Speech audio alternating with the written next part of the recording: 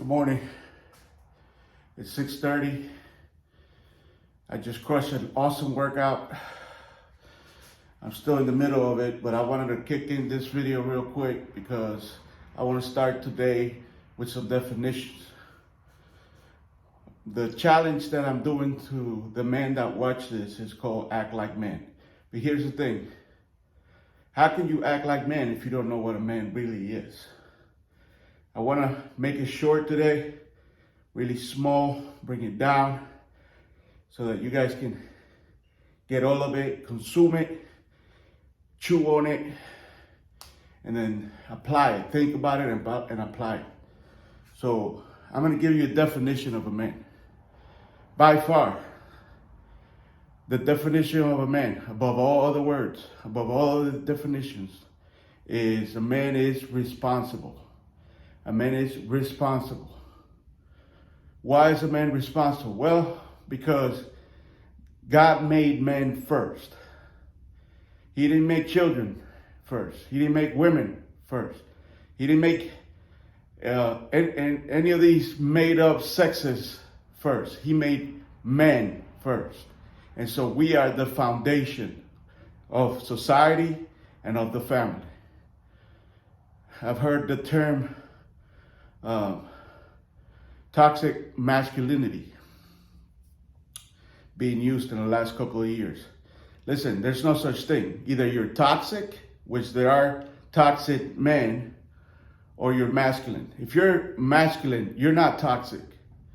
Don't let people make you feel ashamed because you're a masculine man. Jesus Christ was masculine. You are masculine. I am definitely masculine. No doubt about it. Not ashamed of it. I don't apologize for it. There's a price to pay to be masculine. I can tell you that. But if you're toxic, that's not masculine. That's actually lack of masculinity. That's really the problem. The problem isn't toxic masculinity. It's lack of masculinity in men. Men trying to act like boys, men trying to act like women, or men trying to act like animals and run over everyone and destroy things. Let me ask you something. Are you a good example to your people, to your children, to your wife, to your community, to your church, to your military unit, wherever you are? Are you a solid example of a man? Because you're supposed to be. Because you're responsible. How can you tell me that you're a man, but you're not responsible to be a solid example to these people? Don't you know that they're looking up to you? Don't you know that some of them are making decisions based on just what you think and what you do, your habits and your mindset? And that's what we get to now in this video is, if you are a person who has been failing, you have been stuck in pornography, alcohol, drugs, laziness, lack of productivity, all these things that men are plagued with because we're not masculine, we don't act masculine, then I want to talk about solutions now for the rest of this video. So I told you in the first episode or the second one that the only way we can be like Jesus Christ is in our habits and our mindset. Actually, mindset first. Without a good mindset, your habits are gonna break. That's why sometimes we start diets or we start working out and we quit. It's because we didn't work at what was broken inside. And sometimes things get broken. As a child, as a young man, sometimes we get hurt and we lash out and we act certain ways. That has to heal. That has to heal. And if we don't heal from that, then we are gonna hurt others, lash out at others. We're gonna be destructive with ourselves even, which is a really bad example of what a man really is. But where does this mindset come from? This mentality of a masculine man? I can tell you this. When you put work on yourself, when you start investing in yourself, when you start taking care of you, your mindset of a man increases because your self self-love, self-worth, self-pride goes up, and you begin to see other people differently.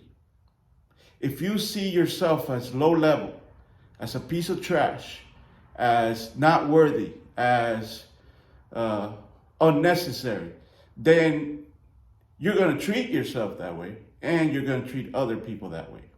And all of those things are lies. You are needed, my friend. That's why you're here. You're not a mistake. You're needed in this world. In this world right now, the way it is right now, as messed up as it is, you are needed here. But you got to invest in yourself. You got to heal. You got to spend that time in the morning healing, working on yourself, working on your physical body, working on your mind. If you don't take, listen to this, if you don't take the responsibility to work on you, who will? Who? You think somebody's going to show up and say, hey, here I am, let's work on you. You think that's going to happen? No. You know why? Because you are responsible for you. That's the number one thing. If you don't take responsibility for yourself, nobody else will. So you have to start with you. And if a man can't be responsible for himself, he cannot be responsible for others. That's why I tell these young men, you ain't ready for marriage. You have no sense of responsibility. You have no sense of others. So therefore, you're not ready for marriage. And that's why there's so much divorce. These young men getting married because they want to get and they want to receive, but they don't understand that marriage is about giving and it is about responsibility and providing. You are the 3 P's, the provider, the protector, and you're supposed to be present. I don't have to say too much about protector. You know what that means, right? When somebody breaks into your window at 3 a.m., you get up. Not your wife, not your kids, you. That means you got to be responsible and be prepared for that moment. Oh, I just pray that it won't happen. Keep praying. Don't you understand that God allows things in our lives to test us so we can grow? You keep praying about things not happening and they continue to. Go ahead and pray for world peace. See what's going to happen with that.